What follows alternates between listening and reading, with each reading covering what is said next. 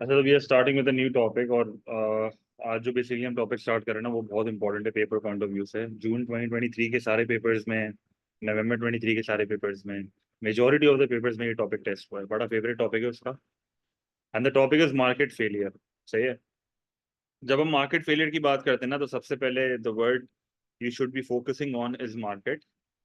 Now when we talk about market, तो सबसे पहले तो आपको ये पता होना चाहिए कि मार्केट क्या होती है। देखो, एएस लेवल से हमें ये चीज पता है कि what is market. Market is a place where two parties interact. और वो जो दो पार्टीज इंटरैक्ट करती हैं वो कौन सी पार्टीज होती हैं? कंज्यूमर्स। सही, the two parties which interact are consumers and producers. सही है। और मार्केट एक ऐसी जगह होती है जहां पर हमें ये चीज पता है कि कंज्यूमर जो है वो डिमांड करता है, प्रोड्यूसर जो है वो सप्लाई करता है। और जब इन दोनों को मैं इक्वल करता हूं, तो इससे रिलेटेड हमने एएस लेवल पे एक बड़ा इंपॉर्टेंट टॉपिक पढ़ा था, विच इज मार्केट इक्विलिब्रियम, जिधर डिमांड एंड सप्लाई जो है वो आपस में इक्वल हो जाते हैं। और फिर आपको ये भी पता होना चाहिए कि इक्विलिब्रियम से रिलेटेड जो एक पूरा टॉपिक हमारा एएस लेवल में बनता है, विच इज प्राइस मैकेनिज्म। क्योंकि प्राइस मैकेनिज्म की मदद से ही हमारे पास जो है वो इक्विलिब्रियम आता है। और प्राइस मैकेनिज्म का जो सबसे ज्यादा इस्तेमाल होता है वो प्राइवेट सेक्टर में होता है, क्योंकि प्राइस मैकेनिज्म ही डिसाइड करता है कौन सा प्रोडक्ट मार्केट में बनना चाहिए, कौन सा नहीं बनना चाहिए। और प्राइवेट सेक्टर का ऑब्जेक्टिव आपको पता होना चाहिए कि प्राइवेट सेक्टर जो है वो सिर्फ पैसों के लिए काम करता है, विच इज प्रॉफिट मोटिव। तो ये थोड़ी बहुत बात है जो मैंने एएस लेवल से आपको बता दी। Now the topic is market failure. सही है। अगर हम इस टॉपिक को पढ़ना स्टार्ट करें, it occurs when freely functioning markets. Now, freely functioning markets are those markets जहां पर there is minimum to no government intervention। सही है। फ्रीली फंक्शनिंग मार्केट ऐसी मार्केट्स होती हैं जहां पर गवर्नमेंट या तो इंटरवीन करती ही नहीं है, या तो बहुत कम करती हैं। Freely functioning markets are those markets जहां पर गवर्नमेंट की कोई रोक टोक नहीं है। जैसे अगर कंज्यूमर किसी चीज की डिमांड को बढ़ाए या गिराए, गवर्नमेंट को फर्क नहीं पड़ता। सप्लायर किसी चीज की सप्लाई को बढ़ाए या कम करे, गवर्नमेंट को फर्क नहीं पड़ता। कंज्यूमर जो है वो डिमांड बढ़ाता है या गिराता है, वो अपनी सेटिस्फैक्शन के लिए करता है। तो हमें ये चीज पता है कि भाई वो जिस चीज में सेटिस्फाई होगा वो चीज वो करेगा। तो कंज्यूमर जो है वो हर चीज अपने सेटिस्फैक्शन के लिए करता है। प्रोड्यूसर जो है ऑन दी अदर हैंड, वो हर चीज अपने पैसों के लिए करता है। सही है। तो ये दोनों जो है ना वो अपने हिसाब से काम कर रहे होते हैं। इनको नहीं फर्क पड़ता सोसाइटी के ऊपर क्या इफेक्ट आ रहा है, क्योंकि दोनों के अपने ऑब्जेक्टिव्स हैं, दोनों के अपने मोटिव्स हैं। It occurs when freely functioning market fails to allocate resources from society's point of view. Now, allocation of resources का मतलब ना एक स्टूडेंट को यहाँ पर बहुत डिटेल में पता होना चाहिए, तभी ये टॉपिक समझ आएगा, वरना नहीं आएगा। देखो, एलोकेट रिसोर्सेज का मतलब क्या होता है? एलोकेट रिसोर्सेज का मतलब होता है रिसोर्सेज को लगाना। What are resources? Land, labour, capital and enterprise. Allocate resources का मतलब क्या होता है? मैं हमेशा ना इसको रोमन में लिखता हूँ। एलोकेट रिसोर्सेज का मतलब होता है रिसोर्सेज को लगाना। रिसोर्सेज को लगाने का मतलब क्या है? जैसे फॉर एग्जांपल क्या, मैं कहता हूँ कि मुझे एक स्कूल बनाना है। अब उस स्कूल बनाने के लिए ना मुझे लैंड, लेबर, कैपिटल चाहिए, तो मैं वहां पर उसको एलोकेट करूंगा, लगाऊंगा। तो जब वो रिसोर्सेज मैं लगाऊंगा तो स्कूल बनना स्टार्ट हो। मुझे कोई भी प्रोडक्ट बनाना है, मुझे कुछ भी प्रोडक्शन करनी है, तो I need factors of production. I need to allocate those factors of production into the production, और फिर वो चीज बनेगी। तो एलोकेट रिसोर्स के मतलब होता है रिसोर्सेज को लगाना। एएस लेवल पे हमने एक चीज पढ़ी हुई है कि these resources are limited, so we have to use these resources very carefully in order to maximize the benefit from them। पर सैडली ऐसा नहीं होता, क्योंकि आप डेफिनेशन वापस पढ़ो। It occurs when freely functioning markets, the freely functioning markets which are under the control of consumers and producers, they fail to allocate resources। वो resources जो है वो सही से नहीं लगाते from society's point of view। Society क्या कहती है, ये लोग क्या कहते हैं? क्योंकि ये सिर्फ अपना प्राइवेट बेनिफिट और अपनी प्राइवेट कॉस्ट देखते हैं, ये लोग सोसाइटी की कॉस्ट और बेनिफिट को कंसिडर नहीं करते। दो मसले जो हैं वो हमेशा एक इकोनॉमी फेस करती है, एक एक एक सोसाइटी फेस करती है। और वो क्या दो मसले होते हैं? सबसे पहला जो मसला हम फेस करते हैं, that is over allocation. Over allocation का मतलब होता है जरूरत से ज्यादा किसी चीज पे रिसोर्स लगा देना। और जरूरत से ज्यादा रिसोर्स हम उन जगहों पे लगाते हैं जो डीमेरिट गुड्स होते हैं।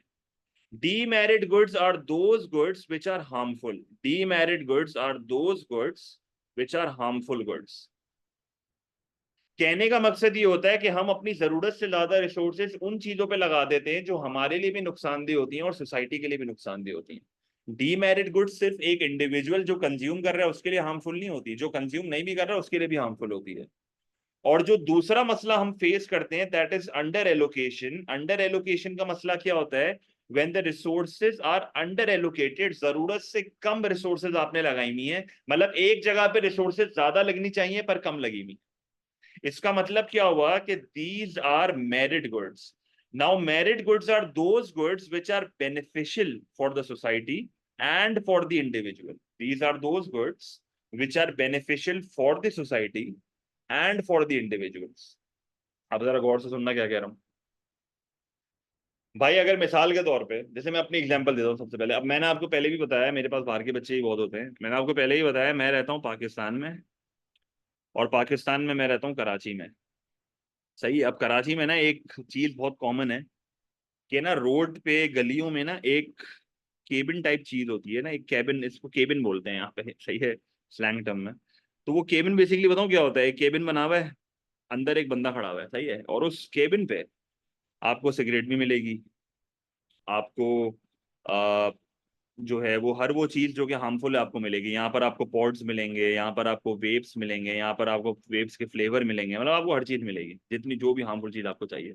अब जैसे मिसाल के तौर पे ना मैं तकरीबन 5 स्कूलों में पढ़ाता हूँ, 5 स्कूल और कॉलेजेस में पढ़ाता हूँ, और मैं इवनिंग जो है ना वो तकरीबन 9-10 जगहों पे पढ़ाता हूँ, सही है, और फिर मैं आप लोग ऑनलाइन भी पढ़ाता हूँ। अब मैं जब पूरे कराची में घूम रहा होता हूँ ना पूरा दिन, तो मेरी अक्सर आदत है मैं पीछे गाड़ी में बैठ के ना गिन रहा हूँ, क्योंकि मैं ड्राइव नहीं करता। तो मैं पीछे गाड़ी में बैठ के ना गिन रहा होता हूँ कि भाई ये कितने रास्ते में आ रहे हैं। अब मैं जब अपनी पूरी अपनी ट्रेवलिंग कर रहा होता हूँ ना, तो उसमें मैं गिन रहा होता हूँ, और बाकायदा कुछ एरियाज ऐसे हैं जहाँ पर 10-11 होते हैं ये, मतलब 10-11 ऐसे रैंडम खड़े हुए हैं गलियों के कोने पे, रोड पे, और लोग वहां पर खड़े होकर सिगरेटें पी रहे हैं और वहां पर उल्टी सीधी चीजें खरीद रहे हैं जो सब हार्मफुल है, सही है। फिर अगर मैं आपको अपनी बिल्डिंग की एग्जांपल दूं, तो मेरी बिल्डिंग से जब मैं बाहर निकलता हूँ ना, अब ऐसा नहीं है कि मैं बड़े बेकार इलाके में रहता हूँ, मैं बड़े अच्छे इलाके में रहता हूँ, पर फिर भी जब मैं अपनी बिल्डिंग से बाहर निकलता हूँ, तो बिल्डिंग के कोने पे ना एक ऐसी चीज बनी हुई है, वही जो मैंने आपको भी बताई, और वहां पर सिगरेटें वगैरह सब मिल रही हैं। अब इससे समझ क्या आ रहा है? इससे समझ ये आ रहा है कि हमारे जो इकोनॉमी है वहां पर जरूरत से ज्यादा रिसोर्सेज हमने उन चीजों पे लगाई हुई है जिनकी जरूरत नहीं है। तो सोसाइटी कभी भी ये नहीं बोलेगी कि इन जगहों पे आप ज्यादा रिसोर्सेज लगाओ, सोसाइटी हमेशा ये बोलेगी कि इन जगहों पे कम रिसोर्सेज होनी चाहिए। तो ओवर एलोकेशन का मतलब होता है जब आप एक जगह पे जरूरत से ज्यादा रिसोर्सेज लगा देते हो। तो जब एक जगह पे जरूरत से ज्यादा रिसोर्सेज लग जाती है ना, तो उसको हम कहते हैं over allocation. And these are normally demerit goods, और हार्मफुल गुड्स पे ही जरूरत से ज्यादा रिसोर्सेज लगती हैं। Now this is due to the lack of information. अब आगे हम बहुत डिटेल में ये बातें पढ़ेंगे, पर मैं आपको जनरली ओवरऑल समरी दे रहा हूँ क्योंकि मुझे आगे पढ़ाने में आसानी होगी। ये लैक ऑफ इन्फॉर्मेशन की वजह से होता है, लोगों को नहीं पता कि जो चीज मैं कंज्यूम कर रहा हूँ वो मेरे लिए बुरी है, लोगों के लिए भी बुरी है। जैसे अगर मिसाल के तौर पे एक बंदा सिगरेट पीता है, तो सिगरेट उसको तो नुकसान दे रही है, पर सिगरेट जो है वो उसको भी नुकसान दे रही है जो नहीं पी रहा, क्योंकि उसकी नाक में भी तो धुआं जा रहा है। सेकंड हैंड स्मोकिंग जो होती है, पैसिव स्मोकिंग कहते हैं जिसको। अच्छा, अब अंडर एलोकेशन की क्या मिसाल है? आपको अगर हॉस्पिटल जाना है, आपको अगर स्कूल जाना है या कॉलेज जाना है, तो वो हमेशा आपके घर से दूर ही होगा। सही है। पाकिस्तान कराची में अगर मैं एग्जांपल दूं, तो बहुत कम ऐसे हॉस्पिटल हैं जो मैं बोल सकूं कि अच्छे हैं, मतलब बहुत ऐसे नामी ग्रामी हॉस्पिटल बहुत कम है। इसका मतलब एक चीज इकोनॉमी में ज्यादा होनी चाहिए, वो कम है। स्कूल्स एंड कॉलेजेस नामी ग्रामी बहुत कम है, और वैसे बेकार वाले तो बहुत ज्यादा है। पॉइंट इज कि अच्छी एजुकेशन और अच्छा हेल्थ केयर बहुत कम जगहों पे मिल रहा है। इसका मतलब हमने जरूरत से कम रिसोर्सेज लगाई हुई है जहां पर नीडेड है, which are known as merit goods. अब यहाँ पर अगर हम मार्केट फेलियर की बात करें, तो मार्केट फेल क्यों हो रही है? मार्केट फेल इसलिए हो रही है क्योंकि आप रिसोर्सेज की एलोकेशन सोसाइटी के पॉइंट ऑफ व्यू से नहीं कर रहे हैं, क्योंकि सोसाइटी कहती है कि ये चीजें कम होनी चाहिए, आपने ये ज्यादा करा हुआ है। सोसाइटी कहती है ये चीजें कम होनी चाहिए, ये चीजें ज्यादा होनी चाहिए, आपने ये कम बनाई हुई है।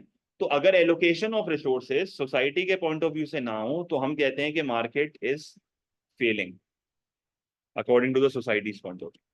अब दो टर्मिनोलॉजीज हैं जो कि इस पूरे टॉपिक में बहुत ज्यादा ही इंपॉर्टेंट है, सही है, अब जरा गौर से सुनना। सबसे पहली टर्मिनोलॉजी जो कि एक स्टूडेंट को पता होनी चाहिए, उसको हम कहते हैं सोशल कॉस्ट, सही है। वैसे ये टॉपिक हम एएस में भी पढ़ते हैं, पर मैं अज्यूम कर रहा हूँ कि हमने ये पढ़ा हुआ ही नहीं है, क्योंकि ये बहुत इंपॉर्टेंट टॉपिक है, मैं पूरा रिवाइज करा रहा हूँ। सोशल कॉस्ट का मतलब होता है total cost to the society. क्योंकि सोशल का मतलब होता है सोसाइटी, तो total cost to the society. अब ये समझने से पहले आपको ये पता होना चाहिए कि सोसाइटी में होता कौन कौन है, जरा गौर से सुनना। एक सोसाइटी में ना तीन लोग होते हैं। आपको सोसाइटी में कंज्यूमर मिलेंगे, आपको सोसाइटी में मिलेंगे प्रोड्यूसर, और आपको सोसाइटी में एक बंदा मिलेगा जिसको कहते हैं थर्ड पार्टी। अब थर्ड पार्टी कौन सी होती है? थर्ड पार्टी वो पार्टी होती है जो ना कंजम्पशन कर रही है ना प्रोडक्शन कर रही है। तो third party is basically a party, या मैं कह सकता हूं it is a person, it is a person not involved in any action. Action का मतलब क्या है? Consumption, production. थर्ड पार्टी वो पार्टी होती है जो ना कंजम्पशन में इन्वॉल्व है ना प्रोडक्शन में इन्वॉल्व है, इन दोनों एक्टिविटीज में ये इन्वॉल्व नहीं है, फिर भी उस पे पॉजिटिव या नेगेटिव इफेक्ट आ रहे होते हैं। Now social cost is made up of two costs. The first cost is private cost and the other cost is external cost. So private cost plus external cost is social cost. अच्छा भाई, जब हम private cost की बात करते हैं तो private sector से लिंक होता है ये। और प्राइवेट सेक्टर में जो दो मेन पार्टीज होती हैं वो कौन कौन सी होती हैं? Consumer and producer.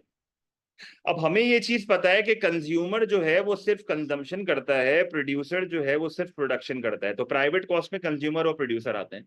अब जैसे कंज्यूमर की प्राइवेट कॉस्ट क्या होगी? अगर मैं एज अ कंज्यूमर कोई चीज कंज्यूम कर रहा हूं तो what is my private cost? The price I am paying. या मैं कह सकता हूं कि अगर मैं सिगरेट पीता हूं तो मेरी लाइफ एक्सपेक्टेंसी कम होगी, तो मेरी जो लाइफ एक्सपेक्टेंसी है वो कम हो रही है, because obviously if you consume harmful things, इससे आपकी लाइफ एक्सपेक्टेंसी जो है वो कम होती है। तो प्राइस जो आप पे कर रहे हो, आपके ऊपर जो नेगेटिव इफेक्ट आ रहा है गुड का, तो वो आपकी अपनी प्राइवेट कॉस्ट है। पर अगर मैं प्रोड्यूसर के पॉइंट ऑफ व्यू से प्राइवेट कॉस्ट की बात करूं, तो प्रोड्यूसर के पॉइंट ऑफ व्यू से जो प्राइवेट कॉस्ट होती है ना, वो सिर्फ कॉस्ट ऑफ प्रोडक्शन होती है। प्रोड्यूसर की और कोई प्राइवेट कॉस्ट नहीं है। प्रोड्यूसर की प्राइवेट कॉस्ट होती है कॉस्ट ऑफ प्रोडक्शन।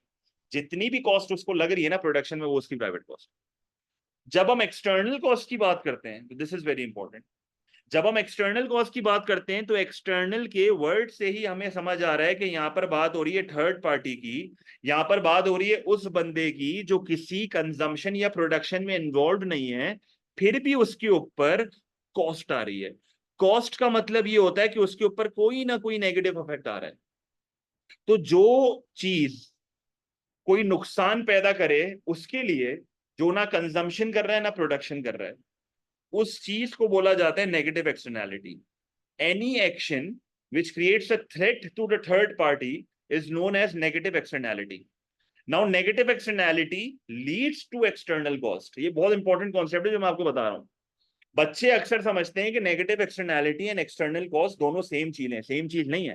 पहले नेगेटिव एक्सटर्नैलिटी होती है which leads to external cost। जैसे मिसाल के तौर पे अगर मैं अभी यहाँ बैठ के सिगरेट पीऊंगा या मैं रोड पे बैठ के सिगरेट पीऊंगा ना, तो मेरे सिगरेट पीने से जो धुआं होगा, क्योंकि जाहिर है भाई मैं एक्सेल करूंगा, मेरी सिगरेट जल रही होगी तो उसमें से धुआं निकल रहा होगा, वो धुआं एटमॉस्फेयर में जा रहा है। जब वो धुआं एटमॉस्फेयर में जा रहा है तो जो भी बंदा सांस लेगा ना, तो उसकी नाक के अंदर वो धुआं जाएगा। इसको कहते हैं पैसिव स्मोकिंग। नाउ स्मोकिंग से जो पैसिव स्मोकिंग हो रही है उसको कहते हैं नेगेटिव एक्सटर्नैलिटी। सही है, नेगेटिव एक्सटर्नैलिटी। अच्छा, पैसिव स्मोकिंग को दूसरे लफ्जों में सेकेंड हैंड स्मोकिंग भी कहते हैं। सही है। तो ये एक नेगेटिव एक्सटर्नैलिटी है।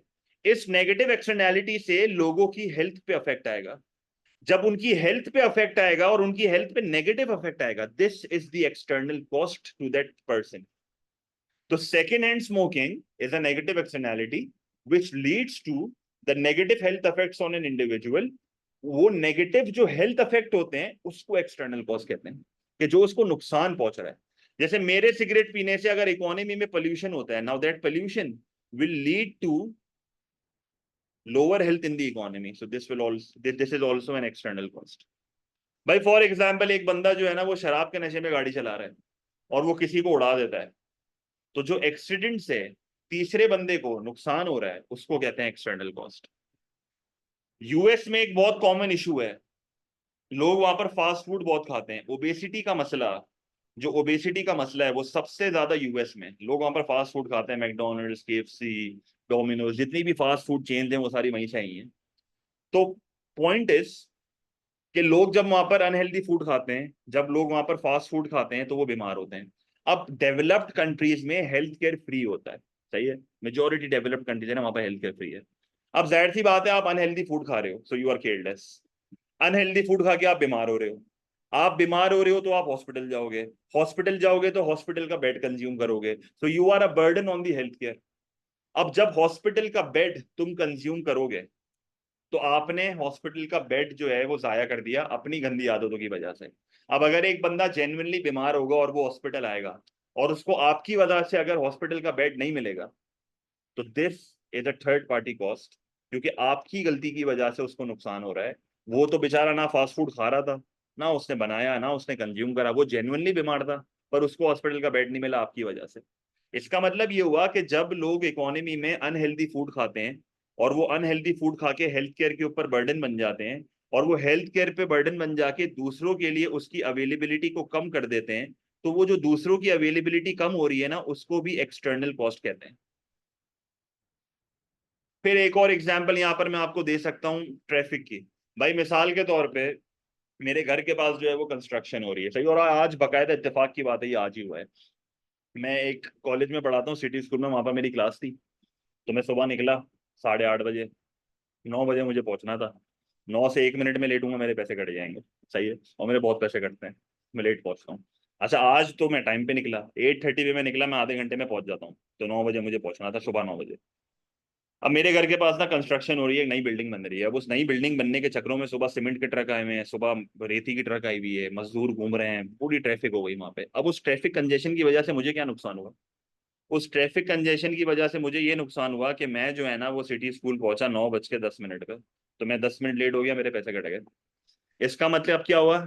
इसका मतलब ये हुआ कि जब ट्रैफिक कंजेशन की वजह से मेरी जर्नी डिले हुई, मैं काम पे लेट पहुंचा, तो ये तो थर्ड पार्टी कॉस्ट है ना, क्योंकि मैं ना किसी कंजम्पशन में इन्वॉल्व हूँ, मैं ना किसी प्रोडक्शन में इन्वॉल्व हूँ, फिर भी मैं लेट हो गया किसी दूसरे की हरकत की वजह से। तो इसका मतलब this is a third party cost for me, जो मेरी एक्सटर्नल कॉस्ट है, ये मुझे अफेक्ट आ रहा है इसके ऊपर, सही है। या एक बार पास पेपर में ना, ओ लेवल के पेपर में एक बार केस आया था कि भाई एक इलाका है जहां पर एयरपोर्ट बन रहा है, कंस्ट्रक्शन ऑफ एन एयरपोर्ट हो रही है, सही है। अब नॉर्मली जो एयरपोर्ट्स होते हैं ना, वो शहर के थोड़ा बाहर बनते हैं या शहर से थोड़ा दूर बनते हैं। तो मिसाल के तौर पे ना, एक मुझे नया एयरपोर्ट बनाना है, अब मैंने ना किसी सोसाइटी के करीब एयरपोर्ट बना दिया। जब मैं किसी सोसाइटी के करीब एयरपोर्ट बना दूंगा ना, तो सोसाइटी के जितने भी घर होंगे ना, उनकी वैल्यू कम हो जाएगी, क्योंकि एयरपोर्ट के करीब जो भी घर होते हैं ना, उनकी वैल्यू कम होती है, क्योंकि वहां पर नॉइस पोल्यूशन बहुत होता है, एयर पोल्यूशन बहुत होता है, ट्रैफिक कंजेशन बहुत होता है। तो अगर आपका घर एयरपोर्ट के पास है, या आपके घर के पास एयरपोर्ट बन गया, उस एयरपोर्ट के बनने की वजह से आपके घर की वैल्यू कम हो गई, तो वो जो आपके घर की वैल्यू कम हो रही है, ये एक एक्सटर्नल कॉस्ट है, क्योंकि इससे आपकी वेल्थ कम हो रही है। और जो आपकी वेल्थ कम हो रही है, इसके लिए आपको कोई कॉम्पनसेशन थोड़ी मिल रही है। मतलब एक्सटर्नल कॉस्ट एक ऐसी कॉस्ट होती है जिसकी कोई कॉम्पनसेशन नहीं होती। मतलब मैं अगर उस कंस्ट्रक्शन की वजह से काम पे लेट पहुंचा, तो मुझे इसके पैसे थोड़ी मिले, ये तो मेरा नुकसान हो गया ना। आपके घर के पास एयरपोर्ट बन जाता है, आपके घर की वैल्यू कम हो जाती है, आपको उसकी कोई कॉम्पनसेशन थोड़ी मिल रही है, आपका तो नुकसान हो गया। तो external cost is a cost which affects the third party negatively, for which there is no proper compensation made। और हमेशा याद रखना, पहले नेगेटिव एक्सटर्नैलिटी होती है, फिर एक्सटर्नल कॉस्ट होती है। तो negative externality is a prerequisite for external cost. Without negative externality there can not be any external cost. Clear है ये चीज? इससे ज्यादा डिटेल में ये मैं नहीं बता सकता, ये फुल डिटेल है इसकी, ये तो मैं ओ लेवल में बताता हूँ डिटेल। कोई मसला है यहाँ तक?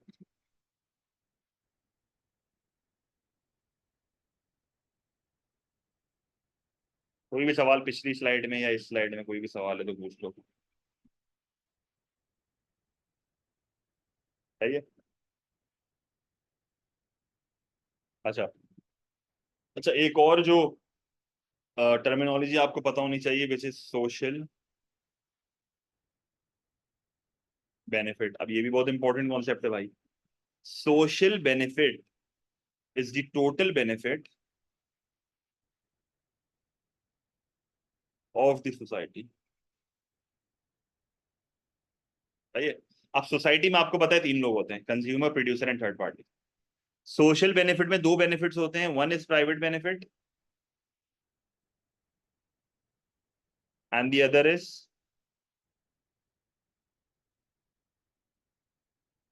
एक्सटर्नल। तो जब हम प्राइवेट बेनिफिट की बात करते हैं तो प्राइवेट बेनिफिट में अगेन दो लोग आएंगे। तो जब भी आप प्राइवेट का वर्ड देखो ना तो आपके दिमाग में दो लोग आने चाहिए, कंज्यूमर एंड प्रोड्यूसर। हमें ऑलरेडी ये चीज पता है कि कंज्यूमर जो है वो कंजम्पशन करता है, अब उसकी कंजम्पशन करने से उसको क्या प्राइवेट बेनिफिट हो सकता है? भाई उसको सेटिस्फैक्शन मिलेगी। उसको क्या मिलेगी? सेटिस्फैक्शन मिलेगी।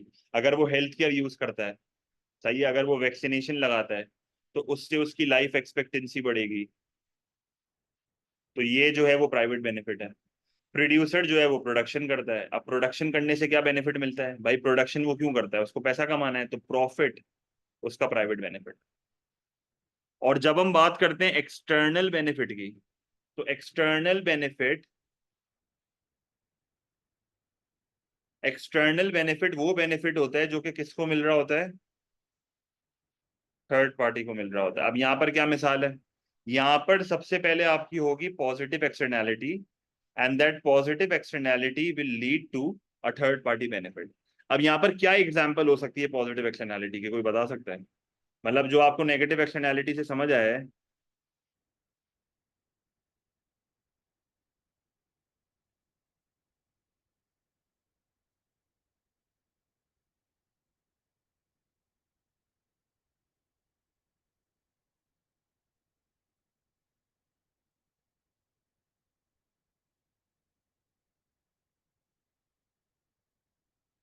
बिल्कुल, देखो एक मिसाल गानिया ने मुझे दी, मैं आपको प्रोनाउंस सही कर रहा हूँ नहीं पता, मुझे नहीं पता। एम्प्लॉयमेंट बिल्कुल सही एग्जाम्पल है।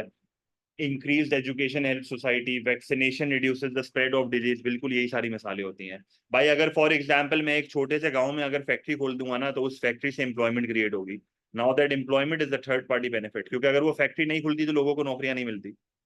सही है। उस एम्प्लॉयमेंट के बढ़ने से ना लोगों की इनकम्स बढ़ेंगी, लोगों की इनकम्स बढ़ेंगी तो लोग पैसा स्पेंड करेंगे, पैसा स्पेंड करेंगे तो उनको भी फायदा होगा जो इसमें इन्वॉल्व ही नहीं है। सही है। तो एम्प्लॉयमेंट के बढ़ने से सबको फायदा होता है, थर्ड पार्टी बेनिफिट भी होता है। फिर आप यहाँ पर ये भी कह सकते हो कि भाई अगर एक एरिया डेवलप हो रहा है, उस एरिया में दुकानें खुल रही हैं, तो वहां पर उस एरिया की प्राइस ऑफ हाउसेस बढ़ जाएंगी। तो जब उस एरिया की प्राइस ऑफ हाउसेस बढ़ जाएंगी तो जाहिर सी बात है वहां पर जो है वो लोगों की वेल्थ बढ़ेगी, जब लोगों की वेल्थ बढ़ेगी तो जाहिर सी बात है उनको फायदा होगा। फिर आप यहाँ पर एक और मिसाल ये दे सकते हो कि भाई इकोनॉमी में एजुकेशन बढ़ रही है, जब इकोनॉमी में एजुकेशन बढ़ेगी तो लोग पढ़े लिखे होंगे, रोड पे कचरा नहीं फेंकेंगे, रोड पे कचरा नहीं फेंकेंगे तो पोल्यूशन कम होगा, पोल्यूशन कम होगा तो इकोनॉमी में हेल्थ इंप्रूव होगी। फिर आप ये भी कह सकते हो कि जब लोग पढ़े लिखे होंगे तो वो अच्छा काम करेंगे, प्रोडक्टिव काम करेंगे, तो इससे इकोनॉमी में जो है वो quantity and quality of output बढ़ता है। Quantity and quality of output के बढ़ने से पूरी इकोनॉमी को फायदा होता है। ठीक है। फिर आप यहाँ पर ये भी कह सकते हो कि मिसाल के तौर पे वैक्सीनेशन लोग अगर लगाना स्टार्ट कर दें तो इससे स्प्रेड ऑफ डिजीजेस कम होती हैं। जब इससे स्प्रेड ऑफ डिजीजेस कम होती हैं तो इससे जो है वो इकोनॉमी में ओवरऑल हेल्थ इंप्रूव होती है, क्योंकि जो वैक्सीन नहीं भी लगा रहा उसको भी उसका बेनिफिट मिलेगा, जाहिर है, क्योंकि डिजीज नहीं लगेगा उसको। सही है। तो ये कुछ एग्जाम्पल है जो कि आप पेपर में ना एक्सटर्नल बेनिफिट की उसको दे सकते हो। तो positive externality leads to external benefit. Clear है ये चीज?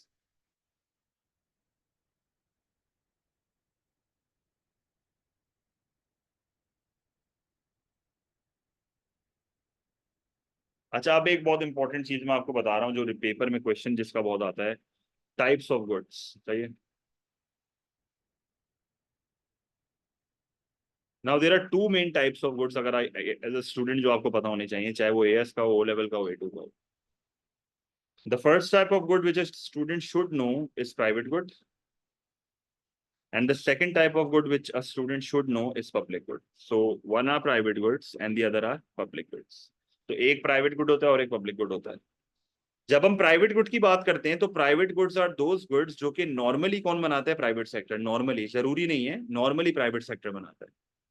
ये वो गुड्स होते हैं जिसमें कंज्यूमर एंड प्रोड्यूसर अपना सिर्फ प्राइवेट बेनिफिट और अपनी प्राइवेट कॉस्ट देख रहे होते हैं।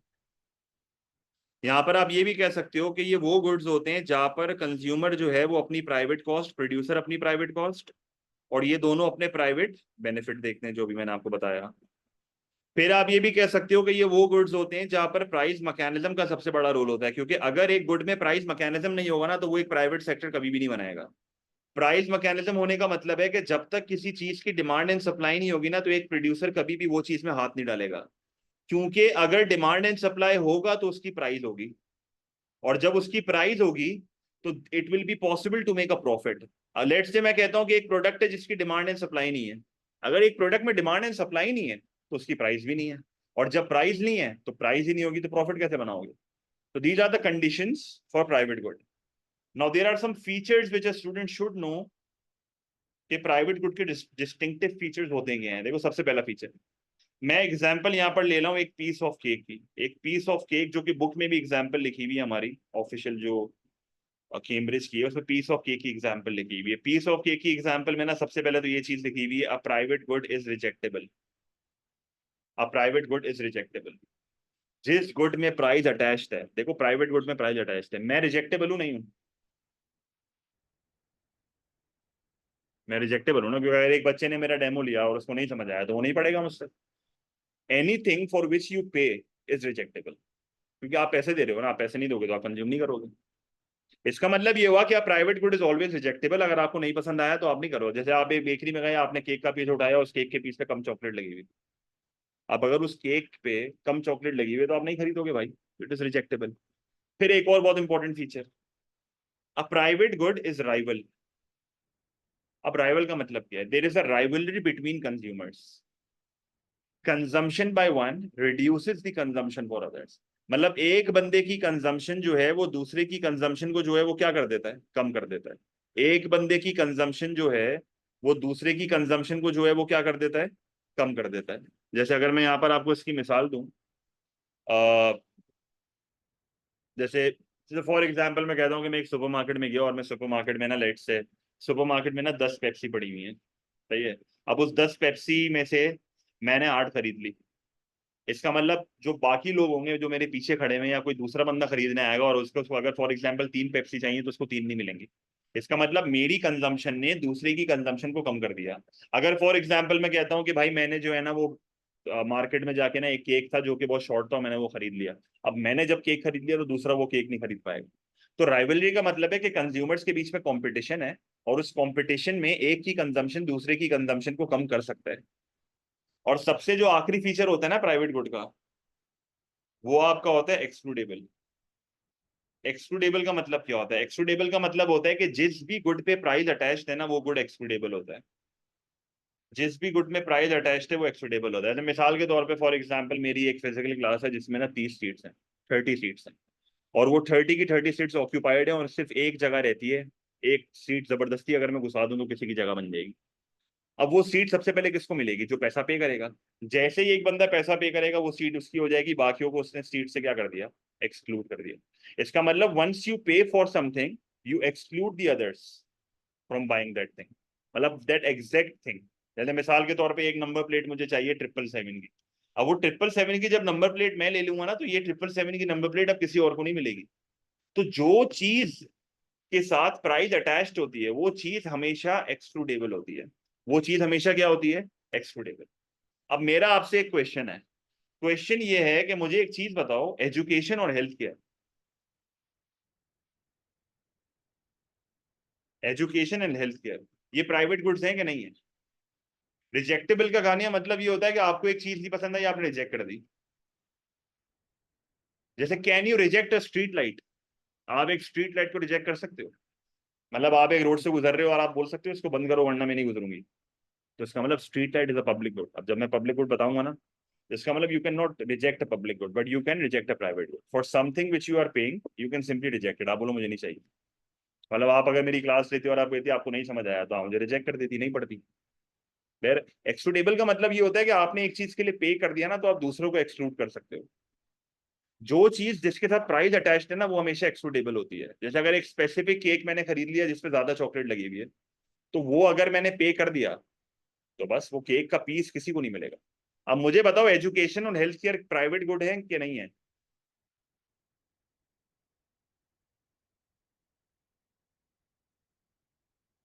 है प्राइवेट गुड, क्योंकि प्राइस अटैच्ड है ना इनके साथ। अब माइन आपका ना, एक आपने चीज गलत बोली, एक चीज सही बोली है। Education and health care are not private goods, are not public goods. They are private goods, but they are not public goods. अच्छा, प्राइवेट गुड गवर्नमेंट बनाएगी क्या? एजुकेशन और हेल्थ केयर गवर्नमेंट प्रोवाइड करती है क्या? पब्लिक सेक्टर प्रोवाइड करता है?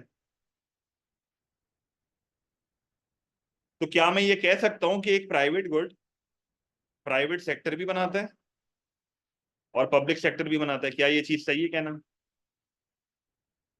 एक प्राइवेट गुड पब्लिक सेक्टर भी बनाता है, प्राइवेट सेक्टर भी बनाता है। मतलब प्राइवेट हॉस्पिटल्स भी होते हैं, पब्लिक हॉस्पिटल्स भी होते हैं। प्राइवेट स्कूल्स भी होती हैं, पब्लिक स्कूल्स भी होती हैं। इसका मतलब प्राइवेट गुड प्राइवेट सेक्टर भी बनाता है, public sector. Even if the government is providing education and health care for free, still it is a private good. Still it is a private good. क्योंकि price price क्योंकि ये सारे features उसमें आ रहे हैं। ये सारे फीचर्स उसमें आ रहे हैं। एक चीज फ्री देने का मतलब ये नहीं है कि वो प्राइवेट गुड नहीं है। डिमांड एंड सप्लाई उसमें है, प्राइस मैकेनिज्म उसमें है। You have decided to provide it for free. सही है।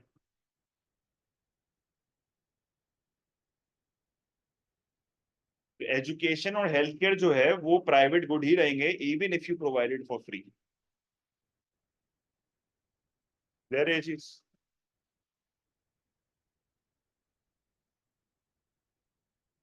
क्योंकि उसमें ये फीचर्स तो सारे अभी भी आ रहे हैं ना। रिजेक्टेबल का फीचर अभी भी है। You can reject it. आपको अगर नई एजुकेशन चाहिए आप रिजेक्ट कर दो। आपको नई हेल्थ केयर यूज करना आप रिजेक्ट कर दो। लोग यही करते हैं। अगर मैं एजुकेशन को आज फ्री भी कर दूंगा फिर भी लोग एजुकेशन नहीं लेंगे क्योंकि लैक ऑफ इन्फॉर्मेशन का मसला है। People simply reject a private good. Rivalry अभी भी है क्योंकि लिमिटेड है। एक स्कूल जब फुल हो जाएगा तो और बच्चों को एडमिशन नहीं मिल सकता। एक हॉस्पिटल में जब बेड्स कंज्यूम हो जाएंगे तो और लोग नहीं आ सकते। तो it is still rival. It is still rival. तो फीचर्स अभी भी उसमें प्राइवेट गुड के हैं। क्लियर है। नॉन एक्सक्लूडेबल नहीं होगा। नॉन एक्सक्लूडेबल यहाँ पर इसलिए नहीं होगा क्योंकि देखो अगेन मैं आपको ये चीज कह रहा हूँ। फीचर्स इसमें अभी भी ये आ रहे हैं। प्राइस मैकेनिज्म भी आ रहा है, डिमांड एंड सप्लाई भी आ रहा है, प्राइस अटैच्ड भी आ रहा है, प्रॉफिट मोटिव। अब पॉइंट सारा यहाँ पर ये है कि अगर एक गवर्नमेंट चीज प्रोवाइड करती है ना तो उसका प्रॉफिट मोटिव तो भले नहीं होता। बट जब वो प्रोवाइड कर रहा है तो वो सोशल वेलफेयर के लिए कर रहा है।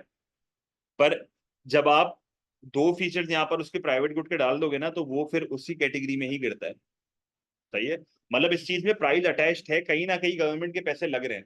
But they have decided to provide it for free. और नॉर्मली अगर देखा जाए ना तो फ्री वो वैसे प्रोवाइड करते नहीं है।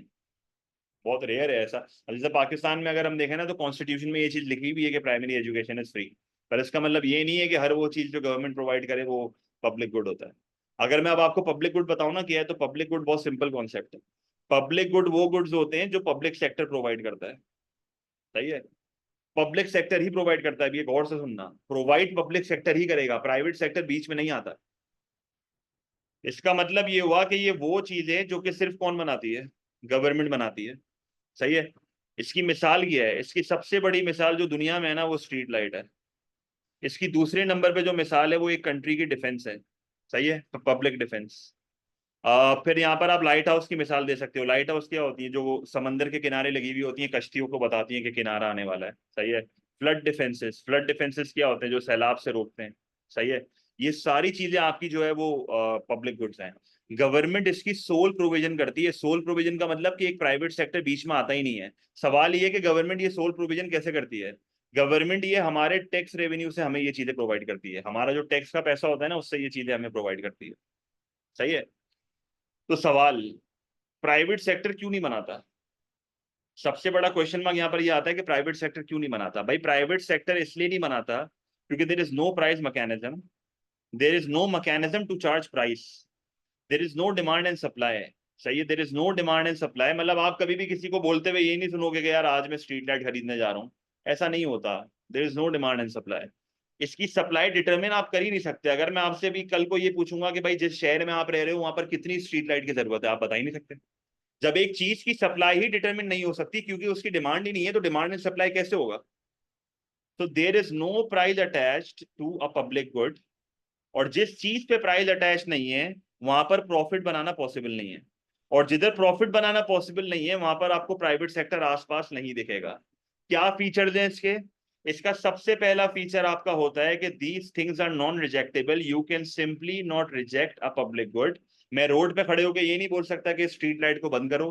मैं ये नहीं कह सकता कि आर्मी मुझे प्रोटेक्ट ना करे, मैं ये नहीं कह सकता कि भाई फ्लड डिफेंस से मुझे प्रोटेक्शन नहीं चाहिए, ऐसा नहीं हो सकता, ये सबके लिए होता है।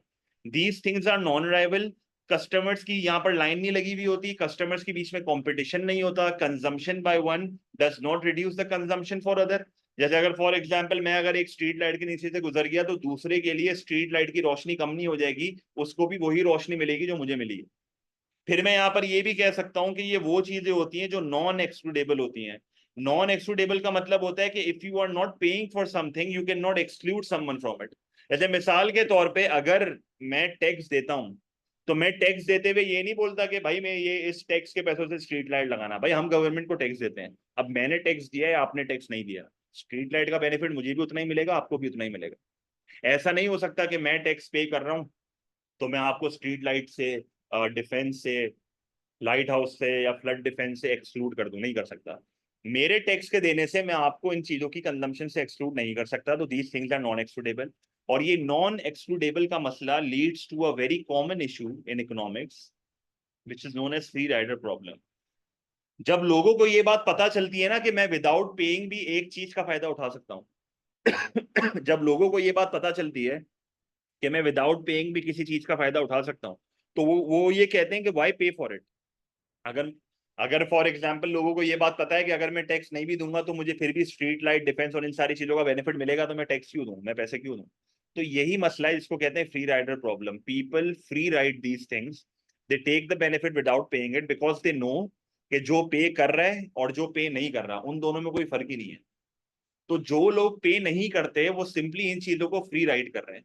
और इस फ्री राइडर प्रॉब्लम की वजह से एक प्राइवेट सेक्टर कभी भी पब्लिक गुड प्रोवाइड नहीं करता, क्योंकि उसको ये बात पता है कि लोगों को इस चीज का अंदाजा है कि जब मैं एक चीज का विदाउट पेइंग भी फायदा उठा सकता हूं तो मैं ऐसी चीज प्रोवाइड ही क्यों करूं। अब ऐसा तो नहीं है ना कि आप स्ट्रीट लाइट के नीचे से गुजरोगे वो एकदम से आपके सामने आ जाएगा, बोलेगा भाई ला भाई पैसे ला, नहीं हो सकता ऐसा। सही है। तो फ्री राइडर प्रॉब्लम एक वाहिद ऐसा इशू है जिसकी वजह से प्राइवेट सेक्टर इन चीजों पे कभी भी हाथ नहीं डालता। तो public good will always be provided by the public sector, private sector कभी भी बीच में नहीं आएगा। पर हाँ, पब्लिक सेक्टर प्राइवेट गुड बनाएगा, ये आपको पता होना चाहिए कि पब्लिक सेक्टर पब्लिक गुड और प्राइवेट गुड दोनों देता है, पर प्राइवेट सेक्टर सिर्फ प्राइवेट गुड देता है। माइन बिल्कुल बेटा, वो भी प्राइवेट में ही आएगा। सही है, वो भी प्राइवेट में आएगा। क्लियर है ये चीज, कोई मसला। अच्छा, फिर एक और चीज आप एएस लेवल में पढ़ते थे जो मैं नेक्स्ट क्लास में उसको टच भी करूंगा थोड़ा सा। एक और चीज आप पढ़ते थे, आपको याद आ रही है? प्राइवेट गुड, पब्लिक गुड और एक और भी गुड भी होता था। प्राइवेट, अब्दुल्ला प्राइवेट है वो, you are paying for it.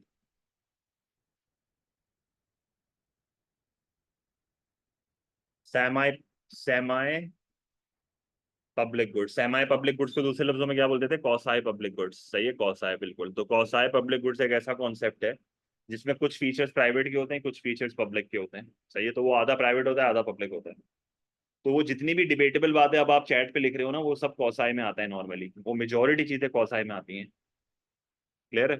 तो ये जितनी भी डिबेट्स होती है ना कि ये पब्लिक होगा ये प्राइवेट होगा, ये सारी बातें ना कौसाई पब्लिक में आके खत्म हो जाती हैं। तभी मैं इतना ज्यादा ना उस पर भी डिटेल नहीं बता रहा था आपको।